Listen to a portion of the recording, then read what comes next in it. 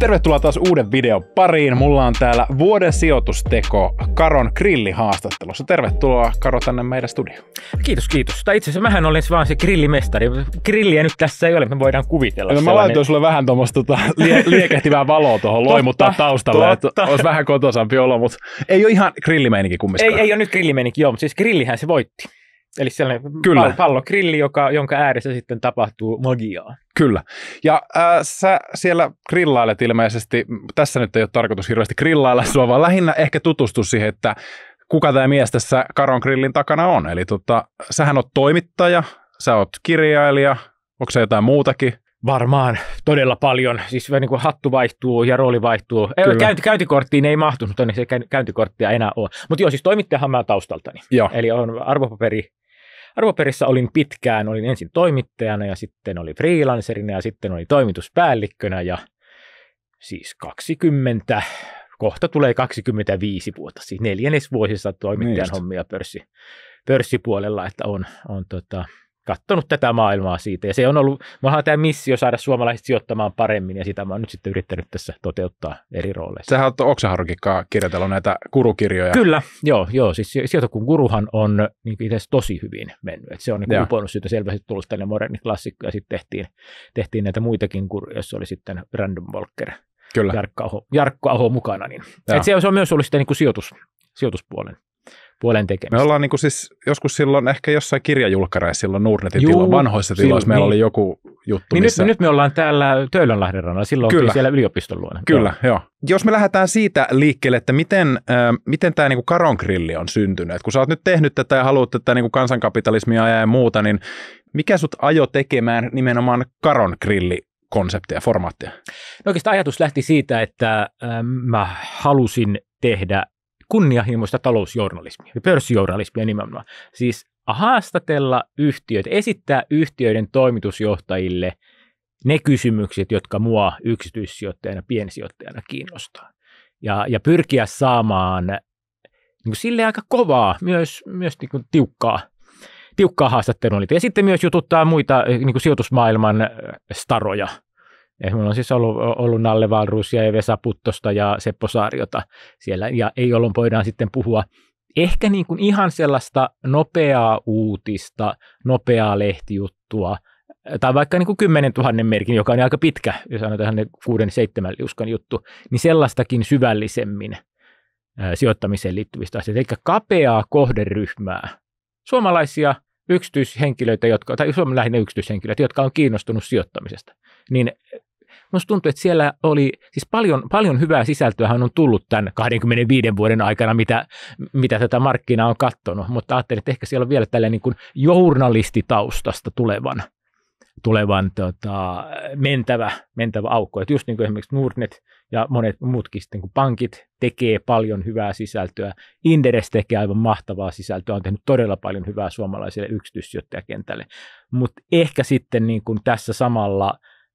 pörssijournalismi on muuttunut ja siellä ei ole ollut tällaista niin kuin tällaiselle formaatille sijaan. Niin mä ajattelin, että tässähän on aukko, jonka mä täytän. Ja kivaa on ollut tosi kivaa. Ja hyvin se näköjään osui, kun voitit tämän sijoitusteo niin nyt tänä vuonna. Että. Kyllä, siis ilahduttavasti näyttää se, että niin kun, ja ylipäätään koko tämän niin grillin aika. Siis mähän olen puhunut tietenkin kaikille, koska se on ollut niin kuin selvästi mulle tosi tärkeä juttu saada se onnistumaan, niin intooni ja ilooni on vastattu innolla ja ilolla.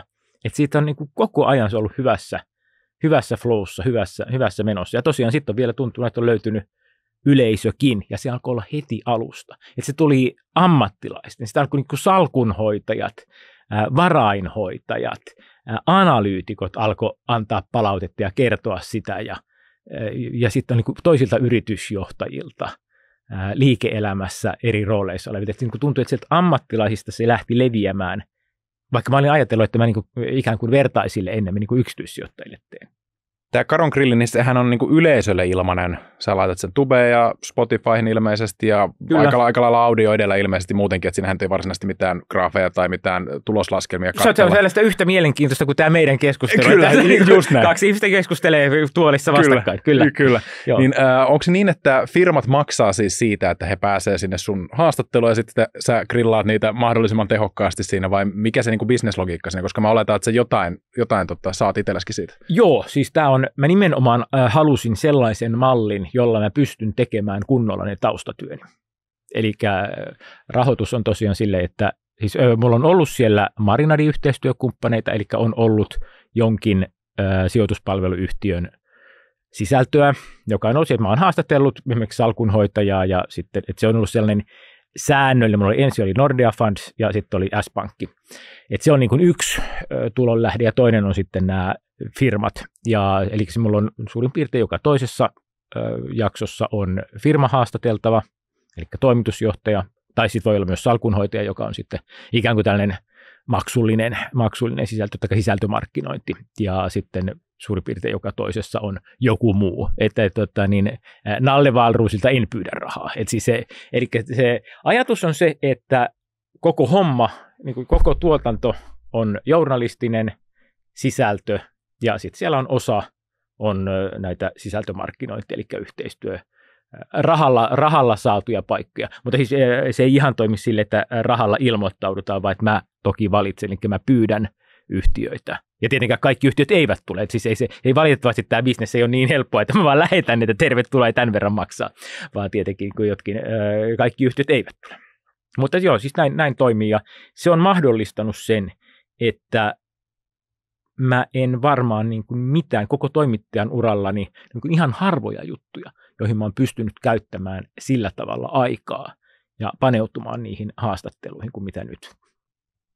Koetko sä, että täällä olisi vielä tässä niin kuin kentässä rakoja tämmöisille uusille toimijoille? Et niin kuin sanoit tuossa aikaisemmin, niin täällä nykyään on siis hirveästi sisällön tuottajia sijoittajaskenessäkin, ja nyt sä kun lähdit tekemään tätä Karon Grilliä, varmasti alkuun mietityttiin, että tuleeko yleisöä, tuli yleisöä, voitit tämän sijoitustekopalkinnonkin, sä teet sille jotain rahaakin, niin mä mietin vaan sitä, että jos joku tuolla kameran toisella puolella miettii sitä, että kannattaako lähteä yrittää nyt edes aloittaa mitään uutta, sijoituspodcastia tai muuta, niin miten sä näet sen kentän tällä hetkellä?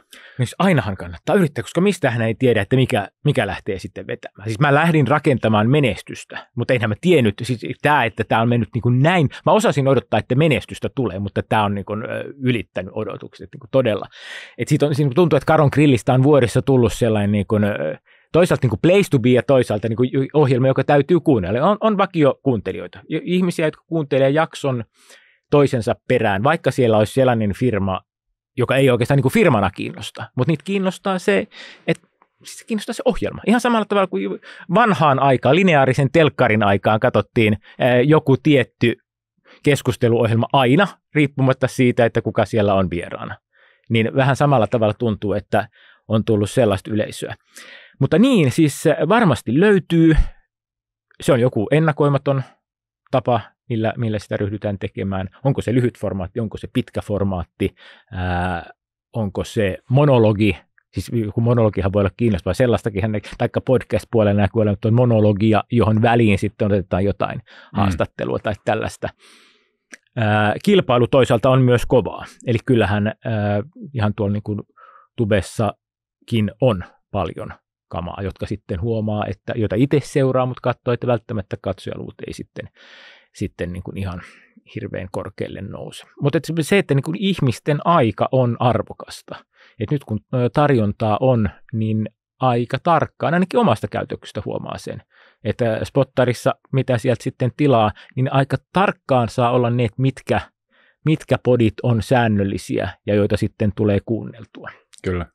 Että siihen pääseminen niin on ilahduttavaa, että sisältöä on paljon nimenomaan suomen kielellä, koska kyllähän sitä, niin kuin mä esimerkiksi kuuntelen lenkillä, niin on se niin paljon helpompaa kuunnella suomenkielistä sisältöä. Sitä pystyy kuuntelemaan jollain nopeuskertoimella. Niin, kyllä. Se niin kuin heti kyllä alkaa jotain jenkkipodi kuunnella, niin pitää laittaa 1 tai 1.2. Kyllä, joo. Silloin kun sä aloit tekemään Karon Grilliä, niin oliko se niin, että sä teit sitä yksin kokonaan vai oliko sulla heti joku kumppani siinä, kenen kanssa sä hoidit sitä, että hoidatko sä niin kuin tavallaan sen teknisen puolen myös siinä, editoinnit ja kaikki muut vai? Joo, ja siis sen mä ostan. Mulla Illegal Vision on todella hyvä partneri, jonka kanssa, eli heillä on studio ja siellä on sitten 2 kaveria, joista toinen johtaa ja toinen tekee työt tyypilliseen tapaan. Mutta niin, joo, me siis tehdään 3 kameralla ja 2 mikrofonilla ja Olli hoitaa hommat yleensä sille ja tekee jopa niin kuin ohjaa lennosta. Eli meillä on 2 kiinteitä kameraa ja 1 liikkuva kamera ja Olli liikuttelee niitä. Ja siinä vaiheessa, kun kiitos on sanottu, niin siinä vaiheessa on 1 MP4, siis kuvatiedosto, jossa on itse asiassa mikrofonista tullut ääni jo mukana.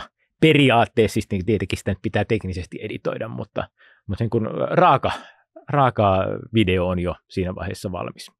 Ja ideahan on se, että me tehdään kerralla purkkiin.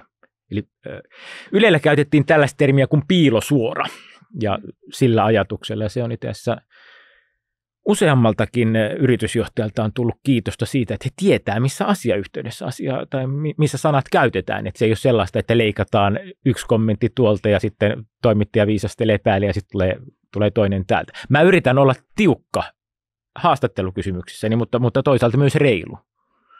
Että se vastaaja tietää, että hän saa myös sitten sen vastauksensa kokonaan. Mutta joo, siis tälleen tehdään ja se on ollut ilman muuta järkevä ratkaisu.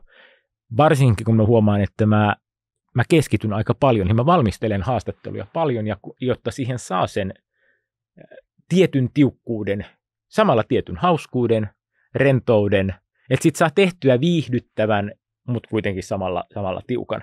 Niin se, että jos mä alkaisin keskittyä vielä tai jakaa huomiota niin vielä sen tekniikan hoitamiseen, niin ei siitä mitään tulisi. Se on toiminut tosi hyvin, että on joustavaa. Mä nyt en uskalla liikaa mainostaa, ettei niille tule ihan liikaa asiakkaita. Vähän saa tulla. Sopivat käyttöaste ja täyttöaste. Miten tämä niinku grillaaminen itsessään, niin kuinka tiukka sä oikeastaan oot sitten? Mä en ole ihan jokaista Karon grilliä kattonut. Siis mahtavaa. Siis vielä on potentiaalia. Kyllä, joo. Täällä on vielä yksi asiakas tulossa sinne.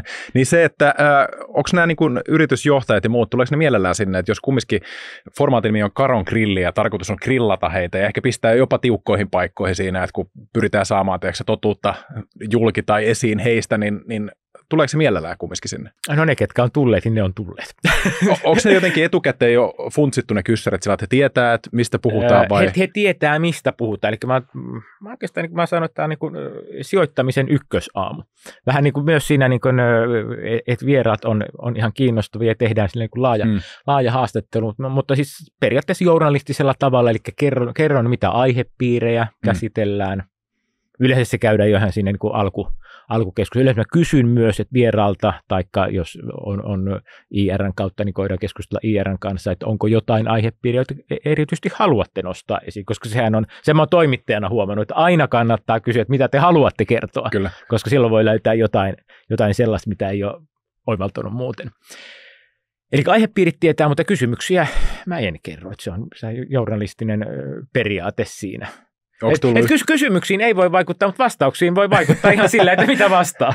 Onko tullut ikinä sellaista tilannetta, että oltaisiin menty jonkun raja yli ja sitten he olisivat jälkikäteen ollut, että hei, nyt tämä pitää ottaa pois? Ei, ja se on niin kuin myös pelisäännöt, mihin mennään. Okei, että hyvässä hengessä kumminkin ollut aina. Juu, ja siis mullahan on vähän niin kuin se on rakennettu tosi hölmösti, joten niin sijoituskästin poikien kanssa, että alussahan on kiva kun lämmitellä ja sitten alkaa tulla mulla on tiukin kysymys aina ensimmäisenä. Ja sitten se taas loivenee loppua. Tosin nyt kyllä täytyy myöntää, että yksi jakso oli muun muassa, että mä lopussa aloin oikein niin vielä tiukata rahoituksen riittävyyden. Tuleeko sieltä suunnattu anti? Ja ne on suunnatut annit ollut mulle jotenkin sellainen punainen piste, jota kohti mä olen toimittajana ampunut muutenkin. No, tämä näyttää siltä, että eihän tämä rahat riitä. Miten te tämän teette? Ja niin kuin viimeisinä aloin tentata näitä. Mutta joo, siis mä yritän olla tiukka, mutta rento. Ja siis jollain tapaa ehkä hauskakin sitten, että kaikki tietävät, mihin tulevat. Et mulla oli yksi ihan alkuaikeen haastateltava, en nyt sen tarkemmin sano, ettei suoraan tiedä, kenestä on kysymys, mutta niin. Kaikki käy katsoa nyt ne ekat jaksot. Kuka se voisi olla? Nyt katsotaan uudelleen. Niin haastattelun jälkeen sanoi sitten, siellä oli IR-johtaja oli myös paikalla ja tämä haastateltava sanoi, että oli kyllä aika pahasti kysyttiin aiheesta X. Ja sitten Jari johtaa, no mihin sä vastasit? No sitten haastateltava sanoi, mutta niin. Tuo oli kyllä se kysymys, jonka minäkin silloin kysyin ensimmäisenä hallituksen puheenjohtajalta, kun mua oltiin rekrytoimassa. Mä tein, yes, nyt osuttiin oikeeseen. Kyllä. Mutta ne, jotka ei ole vielä siis Karon Grilliä jostain syystä seurannut, niin ehdottomasti kannattaa pistää. Sulla on Tubessa ja Spotify, onko jossain muualla vielä, mistä kannattaa seurata? Niistä. Mä itse ainakin tällaisena kalkkiksena. en mä tiedä muitakaan. Se varmaan menee myös muun. Ja sitten niin Apple-podcastista ainakin. Niin just joo, RSS-feedin kautta menee sitten. Joo, minne meneekin. Mutta mistä se löytää, niin kannattaa tilata, jotta sitten muistaa, että tulee silloin teille muistutuksia, että tällainen on tullut. Kaikki pistää nyt Karon Grillin seurantaa. Hän on kumminkin voittanut vuoden sijoitusteko-palkinnot. Se on kansa päättänyt, että tämä on nyt hyvää kamaa, niin kannattaa ehdottomasti kirjoittaa. Niin ja sitten sun bonarithan tulee sen mukaan, että kuinka paljon mulla, kun jakso tulee ulos, niin nousee seuraajamäärät. Ruskea rahankuori Kyllä, ruskea sinappia tulee sen mukaan. Kyllä. Lähdetään seuraavaksi vähän kyselemään sitä, että kuka sä niin kuin oot sijoittajana. Meitä kaikki kiinnostaa aina toisten tekemiset ja se, että miten kukin on menestynyt, niin sä oot jo kumminkin sen 25 vuotta ollut nyt sillain alalla. Onko sä sijoittanut koko sen 25 vuotta jo ennen sitä tai jonkun pienemmän ajan? Joo, siis mähän ostin ekat osakkeeni 12-vuotiaana. Niin just, eli se elettiin silloin 80-luvun nousukauden just sitä huippua. No eihän siitä tietenkään mitään tullut, jos silloin ostat varsinkin niin kuin tällaista just ipottavaa firmaa, niin eihän siinä hyvin käy. Mutta sitten innostuin uudelleen seuraavan nousukauden huipulla. Eli mä oon 2 kertaa aloittanut siis huipulla, mutta sen jälkeen en sitten enää poistunut markkinalta. Eli 99 mä oikeastaan varsinaisen uuden sijoitusurani aloitin. Ja se on niinku se tavallaan, mistä sä lasket sen. Siitä mä lasken jo, että ei nämä niinku 89 tehdyt sijoitukset. Niin siellä on se miinus 90% alkuun, niin jätetään ne pois ja otetaan sieltä 0 pisteestä. Kyllä, käytännössä näin jo. Siis 99 mä olin Business.Filehessä töissä, joka oli Uuden talouden aikakauslehti, eli kaikista dotcomeista luettiin mitä ihminen, Industry Standardia ja Business 2.0 ja tällaista, niin oltiin oikein siinä Wired, oltiin tosi siinä niin kuin dotcom-skeneessä ja puhuttiin sellaisista yhtiöistä. Ja mitä mä ostin sit pörssistä, mä ostin Keskoa. Niin kuin tylsintä, mutta osinkotuotto oli 7-8% luokka. Mä kattelin vanhoja kauppalappuja, niin siis kauppalappuja, ostot ositteet. Koska silloin mä en aloittanut ensimmäisiä kauppoja, mä en tehnyt EQ:lla, vaan mulla oli FSB, ei mitään Venäjän turvapalveluita, vaan Eficor, joka oli siis säästöpankkien yhteenliittymä. Niillä oli sellainen, että siis netistä pystyi tekemään toimeksiannon, ja sitten varmaan joku meklari otti salkun ja lähti toteuttaa sitä Helsingin pörssiä. Eli se ei ollut suora linja, mitä sitten niin kuin EQ myöhemmin toi. Niin sieltä, ja sitten lähetettiin seuraavana päivänä kauppatositteet postissa, eli seuraavalla viikolla sitten tuli tosit, että tällaista on ostettu. Ne oli mun ekoja kauppoja, ja sitten itse asiassa aloitin EQ:n, josta sitten, eli sieltä asti on mun niin kuin Nordnet-asiakkuus, eli olen ollut Nordnetin asiakas ennen kuin Nordnet oli Suomessa. Kyllä. Niin silloin, ja EQhan listautui, EQ aloitti 98 ja listautui, olisiko ollut 2000 puolella vai 99, mutta oli myös listautumisessa muistaakseni mukana sitten. Mutta sieltä se alkoi, ja ihan kaikki ei ollut niin hyviä kuin sen Keskon osto silloin. Itse asiassa EQ:n osakkeella mä tein ihan hyvänkin voiton, koska sitten EQ:lla oli ipottanut sillä ajatuksella, että laajennetaan niin kuin ympäri maailmaa, että meistä tulee tämä nettivälityksen gorilla, ja oli hankittu hyvät pääomat. Eli siis IPOlla oli saatu rahaa kassaan. Ja sitten Saksan markkina söi sitä ihan hirveästi. Ja mä olin katsonut sen, että osake treidaa alle kassan. Siis nämä on muistikuvia sieltä yli 20 vuoden takaa. Ja sitten yhtenä kesäkuussa varmaan ilmoitettiin, että vetäydytään Saksasta. Ja mä ajattelin, tämä on niin kuin no-brainer. Että niin rahan meno sinne loppuu, niillä on kassassa enemmän rahaa, täällä on ihan hyvin rullaava liiketoiminta. En mä nyt paljon ostanut, mutta ostin kuitenkin. Se kurssi reagoi hyvin jo heti välittömästi, ja siis varmaan 10% voitot tuli sillä. Mutta joo, sieltä on siis aloittanut ja kaikki ei ole ollut näin voitollisia kuin mitä kerroin nämä 2 tarinaa tähän. Onko sulla sillä, että pyöriikö sulla joku kuukausisäästö johonkin indeksiin vai oletko sä niinku pelkästään osakepoimija? Joo, mulla on se järkevä sijoittaminen, eli itse asiassa just äsken kun olin lounaalla, niin nyt paljastui, että minä päivänä me ollaan nauhoittamassa jaksoa, mutta tuli Nordnetilta, onkohan mulla 4 kuukausisäästö. Joo. Niin napsahteli kännykkään tiedot, että on toimeksiannot toteutuneet. Onko sulla mitä niin kuin menossa? Onko sulla joku tyli jenkkirahastot Suomi? Kun mä muistasin, mitä on. Sä oot vaan laittanut. Mä oon laittanut. Mä jossain niin kerran vuodessa katselin, että mitähän siellä on, mutta mulla on itse varmaan, mulla silloin Eurooppaa, koska sen Eurooppa-indeksin paino on aika suuri. Tai ei paino ole suuri, mutta sitä on paljon. Sitten varmaan jenkeistä mulla on joku MSCin small cap. Okay. Mikä kuukausisäästössä on, niin joku sellainen siellä on. Ei S&P 500 ja sitten varmaan jotain kehittyvien markkinoiden juttuja. Ja kumminkin vähän niin kuin tuommoista poimintaa sieltäkin, että ei ole sielläkin joo, niin kuin, ei se ole niin kuin se, siis oikeasti jos sen järkevä sitten tekisi, niin 70% S&P 500 ja mitä 20% Eurooppaa ja 10% EM, siis jollain tällaisellähän se pitäisi tehdä, jollain se on niin kuin täysin neutraali. Ja minkä takia se pitäisi tehdä näin, koska näillä on edullisemmat kulut kuin sitten nostaa taas Akvia, siis koko maailman, myös EM sisältävää indeksiä. Mutta ei ole, mä oon ajatellut, että mun pitäisi katsoa se. Siis mun pitäisi hoitaa se niin sanottu järkevä salkku, jonka pitäisi tietenkin olla luokkaa 70% siitä kokonaan. Mutta ei, siis ensinnäkin se on pienempi osuus, mulla on pikkien määrä on suuri, siis pikkien yksittäisten osakevalintojen paino kokonaissalkusta on enemmän kuin näiden järkevien indeksisijoitusten. Mutta päätän, että mä harrastan tätä, niin se saa nyt olla. Se on hauska, kun jotenkin aina tulee nostettua sijoitusammattilaisten kanssa tämä kysymys aina, että no, mutta pyöriikö sulla indeksisijoittamiset ja kuukausisäästö? No ei. Ja sitten kumminkin puhutaan aina siitä, että pitäisi laittaa se sinne. Ja se on se fiksuin tapa hoitaa koko homma. Mutta sitten loppujen lopuksi, niin kuin sä sanoit, niin tämä on niin kuin harrastus. Ja sitten se indeksisijoittaminen, kun se ei oikein ole sillä harrastusta. Että kyllä sitten niin kuin huonomminkin asioihin voisi käyttää rahaa. Että sitten kun laittaa se johonkin osakepoimintoon, toki ne voi mennä tosi huonostikin, mutta siinä on ihan mahis silleen, että se menee hyvin. Niin. Siis todennäköisesti mä nyt pikkasen, tai varmaan paljonkin häviän sille järkevälle sijoittamiselle MSCI-akville, mikä se nyt olisi. Mutta ei ole yhtä hauskaa. Ei ole yhtä hauskaa, niin. Ja sitten voisimme kuluttaa myös bensaa ja niiden autojen renkaita tuolla, niin kuin ajelemalla tosi kalliilla urheiluautolla. niin, kyllä. Niin on tämä nyt mukavampaa kuitenkin. Ympäristökin tykkää enemmän. Kyllä. Onko se sillain, että onko se niin lähtenyt silloin aikoinaan opiskelemaan sijoittamista niin kuin kirjojen kautta? Sä oot lukenut kaikki Intelligent Investorit ja Random Walk, Wall Streetit ja kyllä. Kaikki nämä.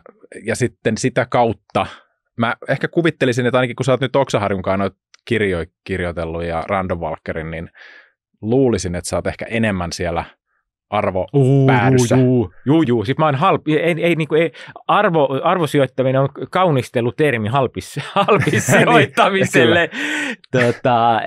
Teoriassa tiedän, että pikkasen enemmän siihen laatusuuntaan mun kannattaisi mennä, mutta mä huomaan, että mulle arvostus on aika usein triggeri, joka saa mut kiinnostumaan yhtiöstä. Ihan samalla tavalla, niin kuin kerroin tuon, siis sekä itse nämä Kesko ja EQ, sieltä niin kuin 90-luvun lopulta 2000-luvun alusta. Että niissäkin niin Kesko, että 13 € maksaa, silloin puhuttiin jo pörssivaluuttana oli euro, 13 € maksaa osake ja euron saa osinkoa.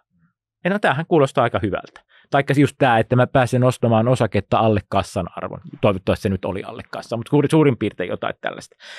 Niin, että se niin kuin Snäppchenjäger mä jollain tavalla olen, että mä pyrin löytämään, mä haluan olla sillä tavalla niin kuin fiksumpi, löytää niitä sellaisia jotkin hyljeksittyjä osakkeita, joskin sitten käytännössä järki on huomannut, tai käytäntö on osoittanut sen, että ne laadukkaat liiketoiminnothan on parhaitetut. Ja sitten parhaassa tapauksessa tapahtuu just niin kuin tuossa Keskossa, että ostetaan arvoyhtiötä, siis arvohinnoittelulla. Ja sitten yhtäkkiä eikä yhtäkkiä, vaan pitkäjänteisen kehittämisen tuloksena yhtiö kääntyykin laaduksi. Siis todella Kesko on laadukas firma.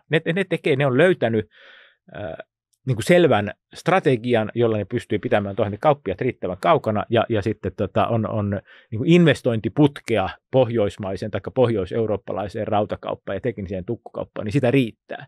Että on niin kuin, sijoitustarina on tosi hyvä, kun se aikanaan silloin 25 vuotta oli, että no me nyt niin kuin myydään näille K-kauppiaille ruokaa, että ne saa myydä sitä eteenpäin. Ja K-kauppiaat itse asiassa omistaa meidät, että mitähän tässä nyt käy.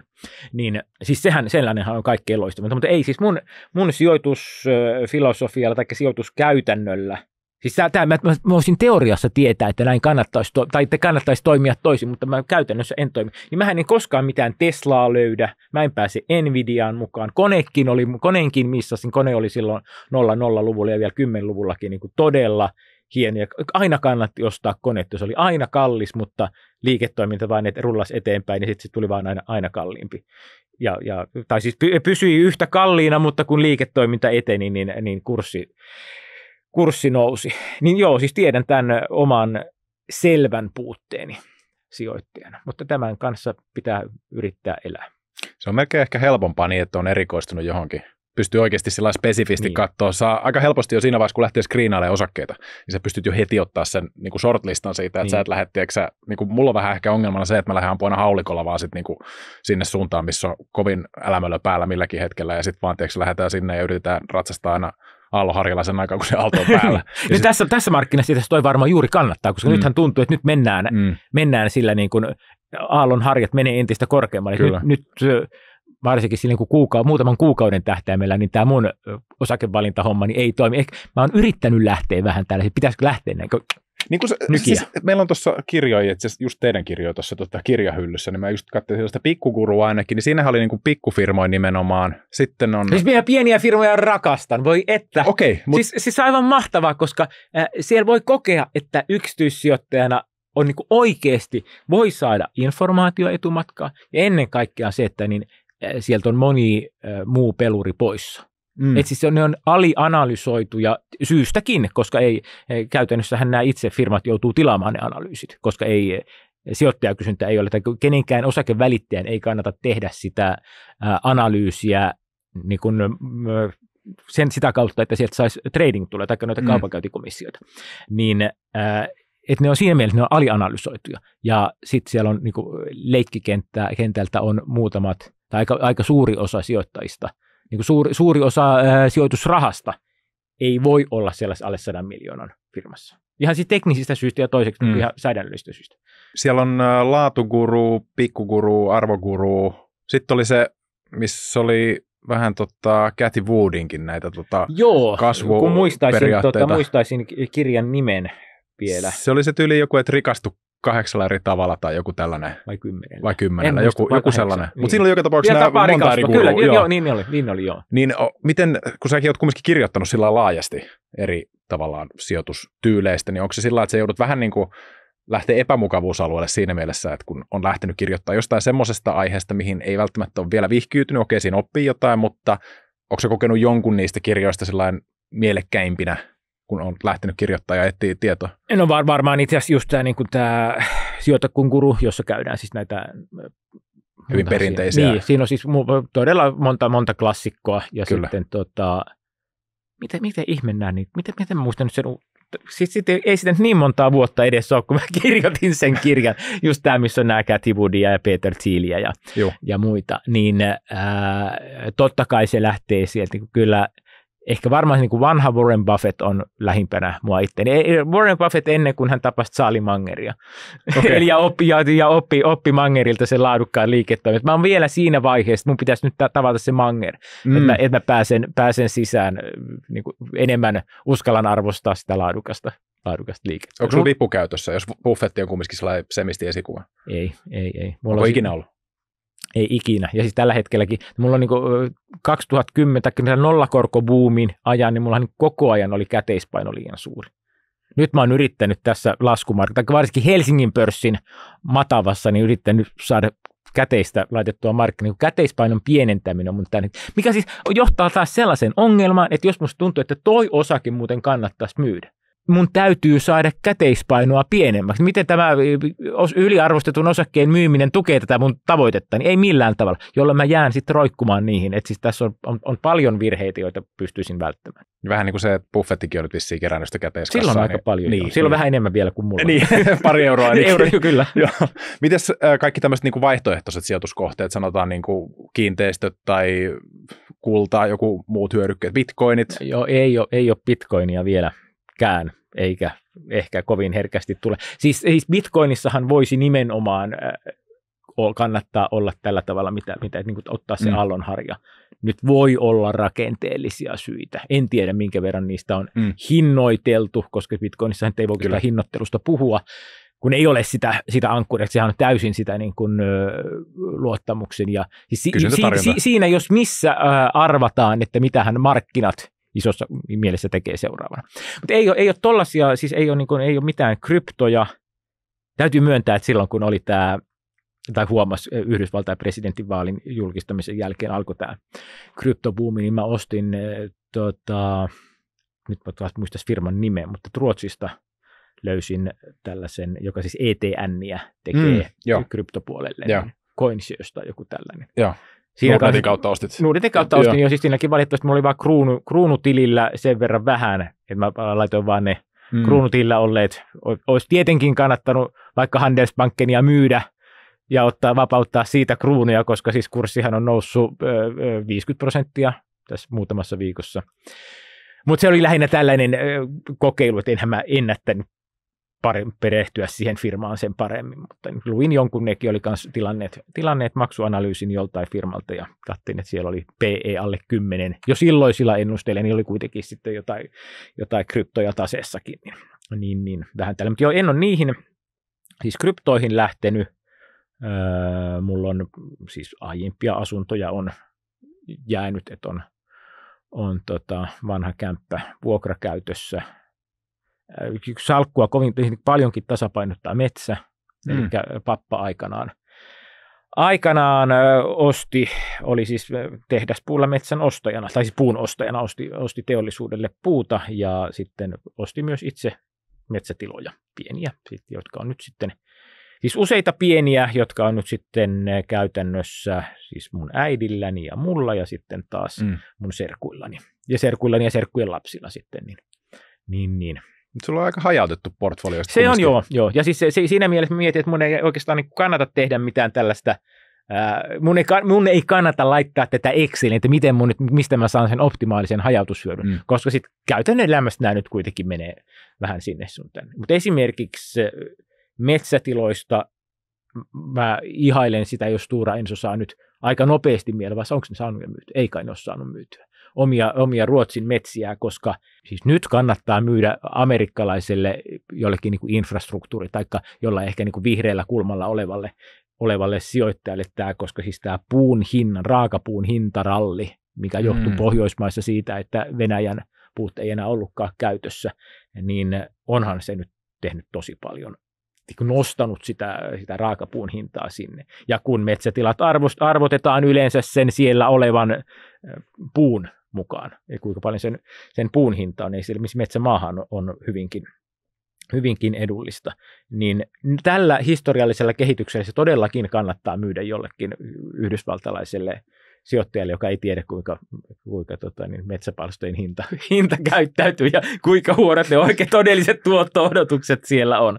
Että niin kuin Stora Ensolta ihan oikein. Mutta itse en ole myymässä, koska niihin taas on sitä tunnearvoa, että siellä on sitä palstaa, jota äiti on ollut lapsena istuttamassa. Ja siellä itse kävin nyt tämän vuoden toukokuussa, laitettiin kuusta yhdelle palstalle, ja että se on enemmänkin sitten taas siinä niin kuin papan perinnössä ja eteläsavolaisissa juurissani olemista, että se ei ole siinä mielessä sijoituskohde. Miten se tavallaan jakautuu, että jos mä itse mietin sitä metsää, niin mä en tiedä miksi, mutta mä koen se ehkä vähän sellainen työläänä. Kyllä, jos itse tekee, niin kyllä. Joo, ja siis pitää miettiä nyt, että mullahan on siis 81-vuotias isäni, joka käytännössä tällä hetkellä tekee ne metsätyöt. Siis ei tietenkään niin kuin hakkuut toki tulee tuosta palveluntarjoajalta, mutta tekee tosi paljon, ja siis isä ja äiti käy siellä, että mä itse olen osallistunut vaan tällaisiin parhaimpiin tilaisuuksiin, niin just tähän niin kuusen istutukseen, mikä on oikein mukavaa hommaa, siinä saa niin kuin, kokee, kun on päivän ollut siellä, niin miten maistuu sitten niin kuin maksalaatikko hyvältä sen jälkeen, ja pääsee saunaan, ja näin. Vaan niin kuin rusinat pullot, en ole räntäsateessa lähtenyt laivaussahan kanssa mettään. Pitää miettiä, että miten sen tekee sitten. Siis isähän toki vielä 20 vuotta hoitelee niitä tietenkin, että mikäs tuossa. Mutta joo, siis on siinä mielessä toisenlaista. Mä olin myös niin kuin osakesijoitusmies siinä mielessä, että siellä ei tarvitse laittaa saappaita jalkaan. Niin, kyllä. Ja muutenkin, että mä tykkään, mä en ole asuntosijoittaja, että mä en lähtisin, siis tällä hetkellä voi olla ihan hyvä tilanne ostaa vuokra-asunto, mutta mä ennemmin ostaisin vaikka asuntosalkun osaketta. Että se nyt oli vuokralaisen vaihtuminen tänä vuonna, ja jotenkin tuntui, että siinä oli niin paljon, ne oikeastaan ne seinät kannattaisi nyt maalata, ja niin ne ovien paklaus muuten olisi myös hyvä hoitaa. Siis kaikkea tällaista pientä trafikkia, vaikka siis mun nykyinen asunto ja entinen asunto, niin siinä on alle 2 kilsaa väliin.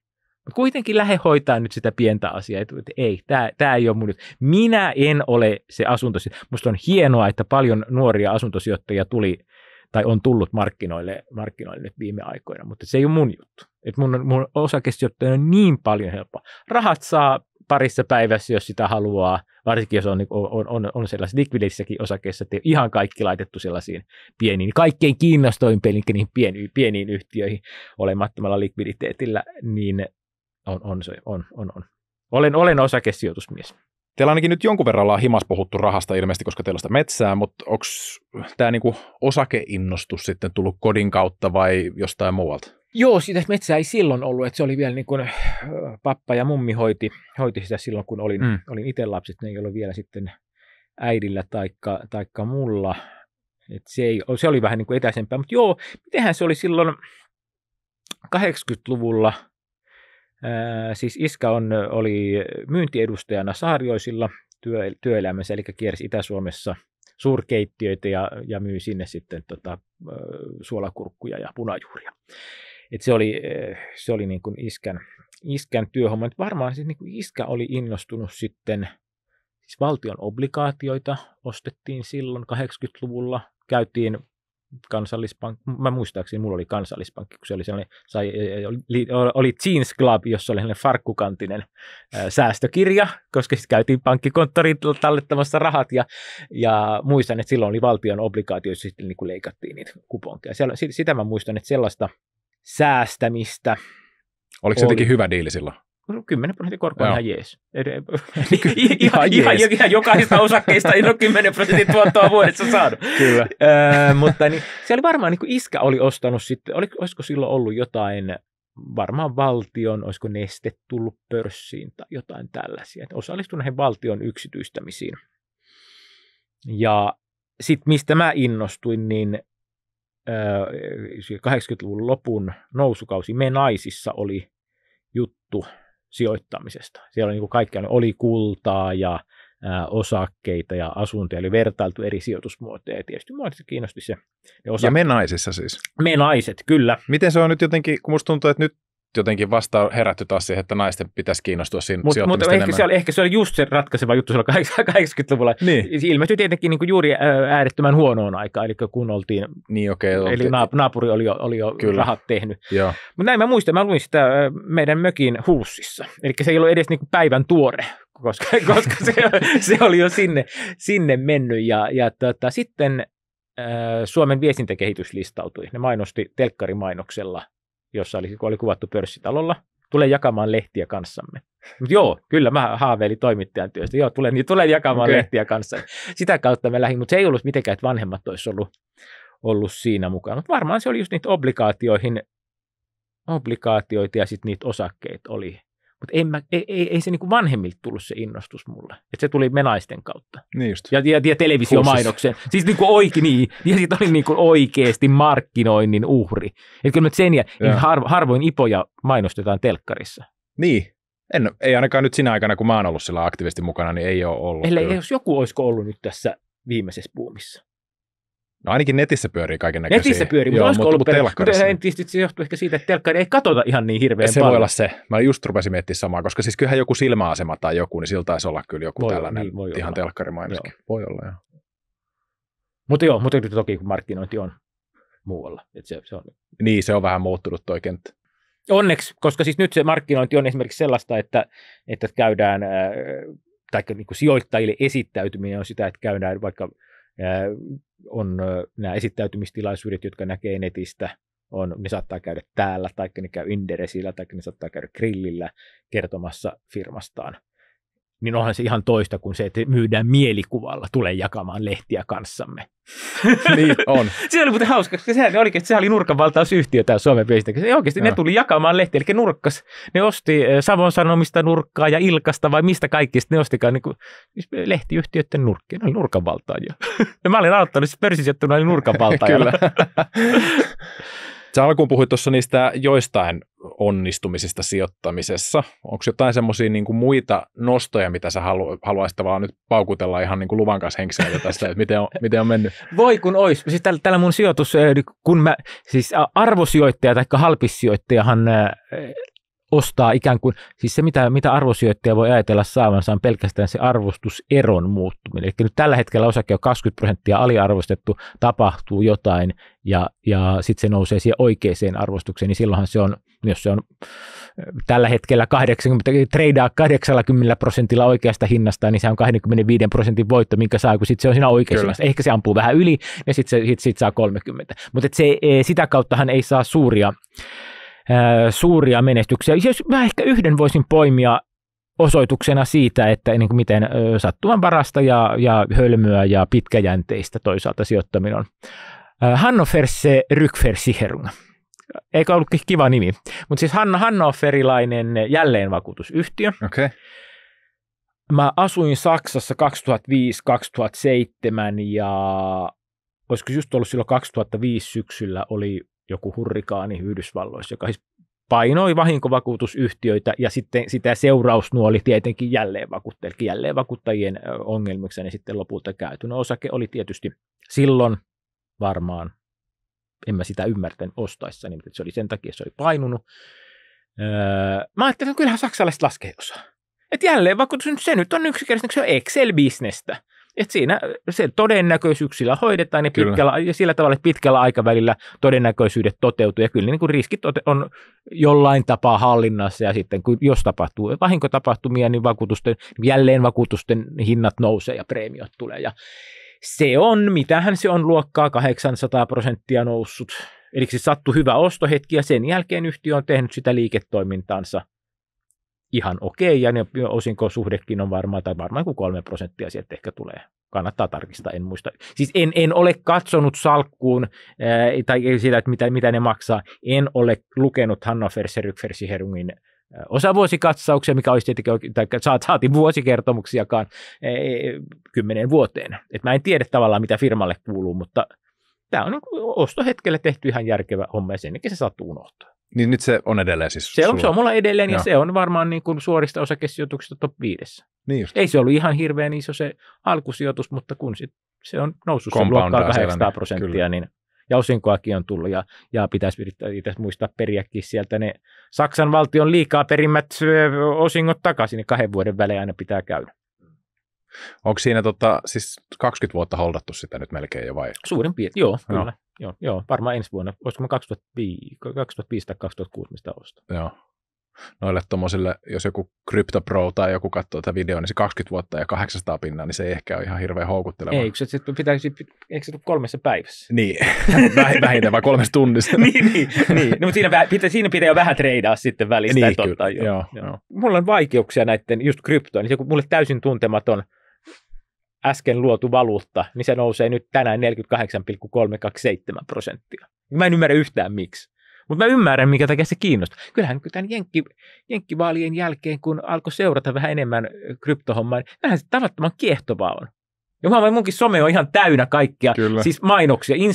Instagramin kaikki mainospaikat on jotain kryptomainoksia, kryptopörssejä, kryptosovelluksia, kryptovalmennus, kaikkea tällaista. Siinä elää sellaisessa sellaisessa maailmassa. Siis en ole vaan tarttunut siihen. Onhan siis sekin, että onko tämä nyt Wall Streetiltä vai mistä tämä sanontaa, mutta että jos ankka vaakkuu, niin sitten syötät sitä ankkaa. Että totta kai, jos sitä kysyntää on, niin sitten sit ruvetaan puskemaan sitä tuotetta markkinalle. Että oli ne hyviä tai huonoja tai hyvin huonoja, niin jos niitä joku ostaa, niin kyllähän se kannattaa niin kuin palveluntarjoajana hoitaa se homma niin, että kyllä, ja sehän on nyt niin kuin, siis siihenhän on tultu, jo aiemmin tultiin siinä vaiheessa, kun tuli BlackRockin ja muutama muunkin nämä Bitcoin ETF:t, niin siinähän astuttiin selvästi askel eteenpäin niin kuin kryptojen institutionalisoitumisessa. Kyllä. Nyt huomaa, että näiden niin kuin jenkkivaalien jälkeen Suomessakin kauppalehdessä tuntuu, että päivittäin on joku, että Bitcoin rikkoi tänään sen ja sen rajan, asiantuntija kertoo, miksi se voi vielä nousta.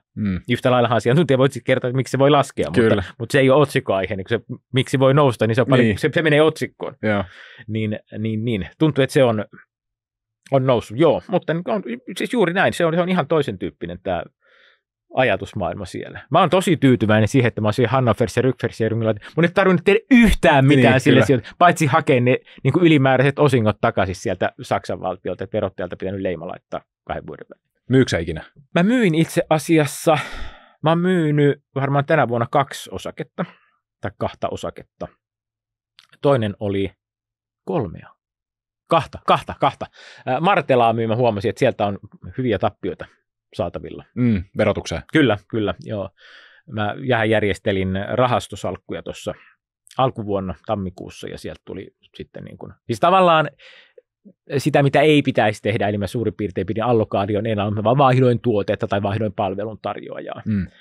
Niin siitä hölmösti tuli sitten realisoituja voittoja, luovutusvoittoja, mutta katsoin, että minulla oli tälle järjettömyydelle ihan rationaaliset perusteet, niin kuin suuttumus, niin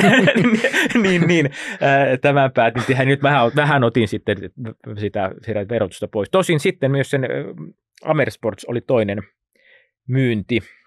Mulla oli Amersportsin viestintäjohtaja grillillä tuossa keväällä, varmaan maalis-huhtikuussa, koska Ja heti meni laitaan osakkeet.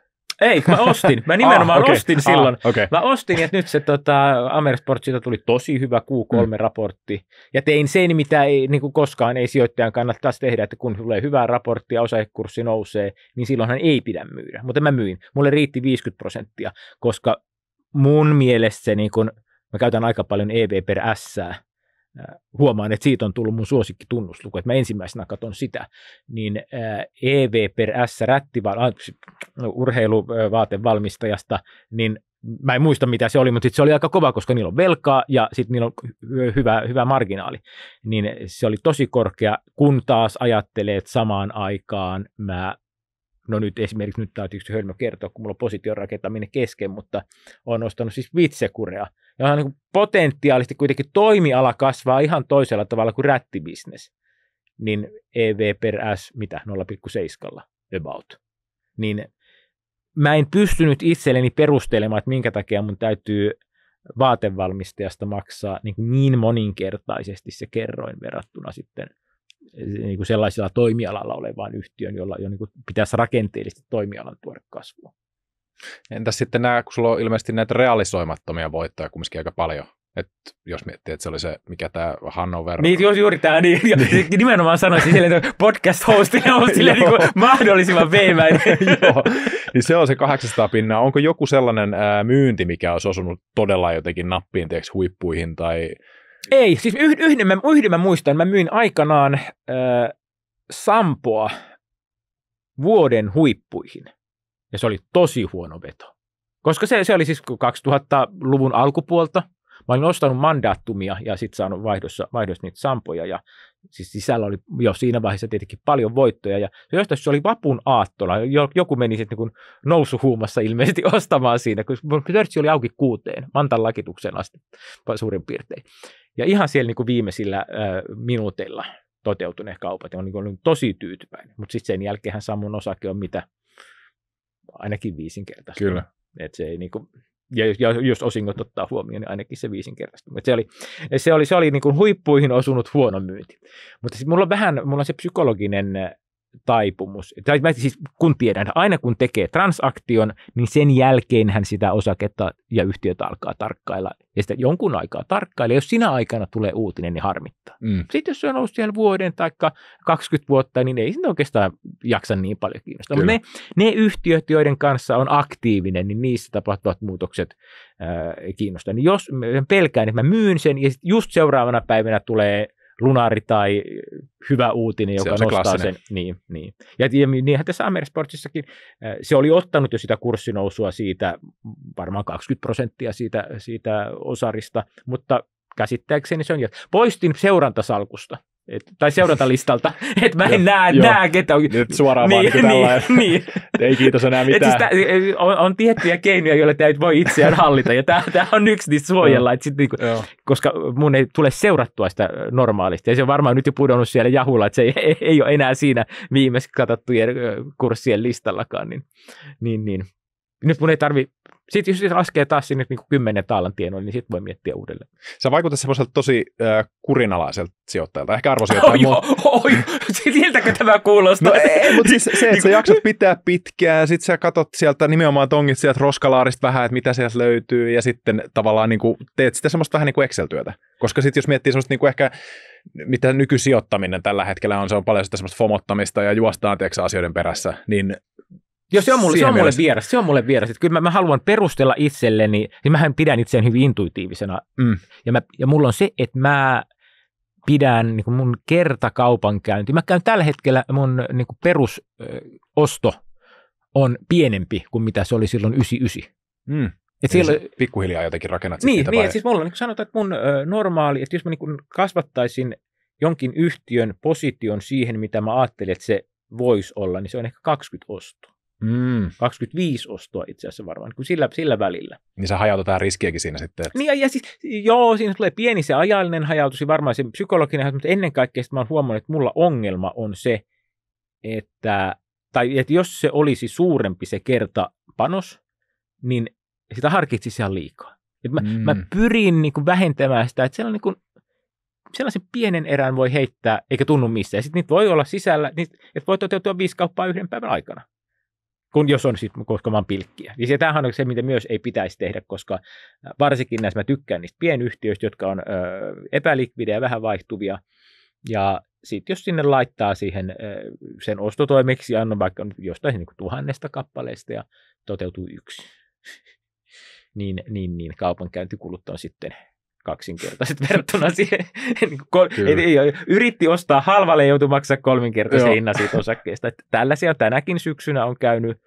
Asuntosalkkua on tullut salkkuun 1 kappale, lappuolia on tullut salkkuun 1 kappale. Joo.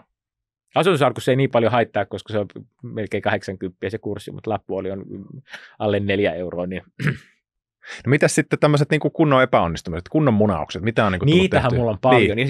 Ja siis se, Oppirahat aina pitää maksaa. Joo, mutta ja hölmö on, jos niistä ei opi. Että niin kuin minä niin kuin kaikkein hölmöimpiä ovat ne oppirahat, joista ei muista lunastaa sitä oppia. Että maksaa kurssimaksu, mutta jättää kurssin käymättä.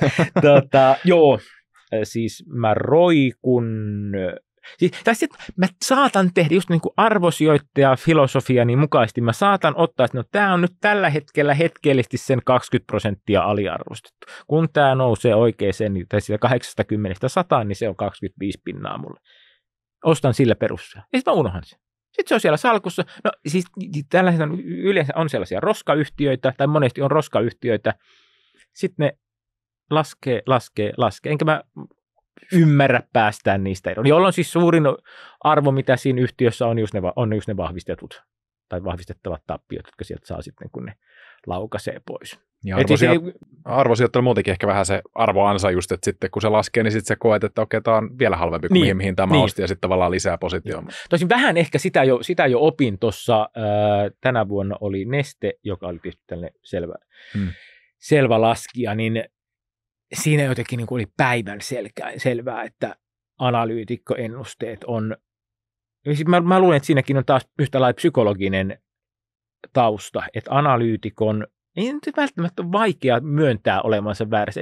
Mä en usko, että se on se vaikeus, väärissä olemisen myöntämisen vaikeus, vaan että kun on ne omat oletukset, joita vasten on tehnyt, niin ihan missä tahansa, niin ne näyttää uskottavilta omissa silmissä. Kyllä. Ja mun mielestä oli päivän selvää, että analyytikkoennusteet tulevat laskemaan kaiken aikaa. Ja nyt toki sitten tuli vielä Neste joutui sitä varoittelemaankin. Mutta niin kuin putoavaan puukkoon tykkään tarrata, mutta mä otan vaan silleen niin nykäyksellisesti. Ja se, kun sitä keskitytään tai kerätään sitä positiota silleen aika rauhallisesti, että ei malta olla ottamatta, mutta ottaa vaan ihan pikkasen. Ja sitten kun se laskee 20 pinnaa lisää, niin sitten ostaa vähän lisää ja sitten taas. Ja sitten ehkä jossain vaiheessa, esimerkiksi nyt kyllä Vitsekoreakin, se on nyt varmaan jotain, kun nauhoitetaan, niin 70-75 sentin välillä. Ostin jo eurolla, mutta niin nyt on ostanut sitten enemmän sitä samalla ajatuksella. Vähän pitää miettiä, että minkä verran uskaltaa aina mitäkin positiota mennä. Sitten siis mitä on oppii, siis yhtiöt kääntyy kyllä tosi hitaasti. Fondia mua harmittaa ihan hirveästi. Mun mielestä siinä on, pitäisi olla edellytykset, tai ei harmita hirveästi, mutta harmittaa kuitenkin. Pitäisi olla edellytykset sille, että yhtiö, tai näytti siltä, että yhtiö on löytänyt sellaisen oman liiketoimintanischen, jossa pitäisi pystyä kasvamaan. Ja sitten on asiantuntijapalvelun myynti, niin kyllä sieltä se 10 pinnan kate pitäisi pystyä ottamaan. Että jos siihen perus IT-konsultit yltää ja tälleen, niin se normaali tilanteessa. Eihän se ole kuin ajan kysymys. No tuntuu olevan ajan kysymys. Se menee vuotta toisen perään ja tulosvaroitusta toisen perään. Ei kasvua, vaan itse asiassa vähän laskua. Ja nyt viimeisen YT-neuvottelut, että mitä se, että siis kun myydään henkilöiden työaikaa, niin jos niitä henkilöitä vähennetään, niin ei se nyt kovin hyvä tiedä firmalle silloin. Että jos eri asia, jos oli joku skaalautuva juttu, jota pystyy, mutta kun sä myyt niitä henkilöiden työaikaa, jota siitä katetta, niin no niin, nyt sitä saa taas halvella. Terveiset sinne lähti ilmeisesti Fondialle. Kyllä, siellä kamerassa ollaan. Joo. Tässä on varmasti kaiken näköistä evästä tullut jo katsojalle siitä, että miten ei kannata sijoittaa. Kyllä, miten kannattaa, sitten miten ei kannata sijoittaa, kuka Karo on. Mikä Karon grilli on. Niin grilli, totta, se kannattaa. Nyt, jos ei vielä ole käynyt sitä hakemalla tilaamassa kaikista mahdollista kanavista, niin nyt se kannattaa tehdä. Sulla on vielä viimeistä 30 sekkaa aikaa puffata ittees ja sun tekemisen niin paljon kuin haluat, niin anna mennä. Mä oon hirmu huono tällä hissiä mainospuheissa. Karon grillin tekeminen on hauskaa. Mä toivon, että se näkyy myös. Ihan niin kuin mun mielestä tää on tällaista hauskaa. Karon grilli, Puttosen Vesa sanoi, että tämä on investainmenttia. Sitä se on, niin. Kyllä. Että se viihdyttävästi, mutta samalla saa ehkä jotain tonne. Ja kyllä siitä mun mielestä huokuu se semmoinen, että se on semmoista hauskaa jutustelua, että sä itse nautit siitä ja se mun mielestä välittyy myös sieltä.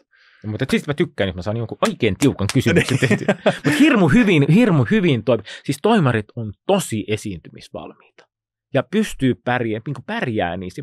Jotkut varmaan tykkääkin niistä haasteista.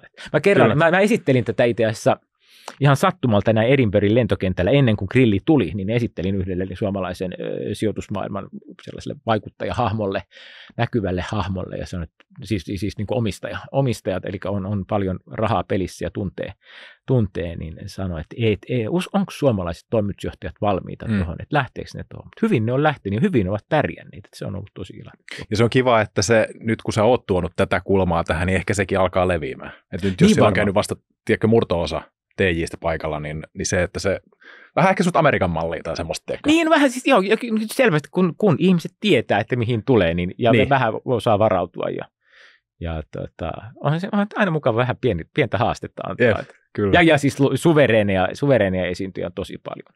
Ja kyllähän siis mun mielestä mä saan sitä myös saa katsojat ja kuulijat sitä kautta, että saa vähän siitä persoonasta, toimaripersoonasta, että kuinka hän käyttäytyy sitten, jos tulee vähän vaikeampi kysymys ja miten reagoi. Ja mun mielestä siinäkin olen positiivisesti yllättynyt, tosi nopea älysiä, pystyy nopeasti reagoimaan siihen tapahtumaan, vaikka ei välttämättä kamerat voi olla jännittävää, koska muistan itse ne ensimmäiset jaksot, mä oon tehnyt siis kuitenkin 20 vuotta sitten Ylellekin suoraa lähetystä telkkaria, niin ensimmäiset jaksot jännitti ihan hirveästi. Kun on näitä kameroita ja on mikrofonia ja muuta. No tämä oli tosi pitkä. Eli mä pystyin puhumaan sulle arvosijoittajana varmaan minuutin tätä puffiaikaa. Kyllä.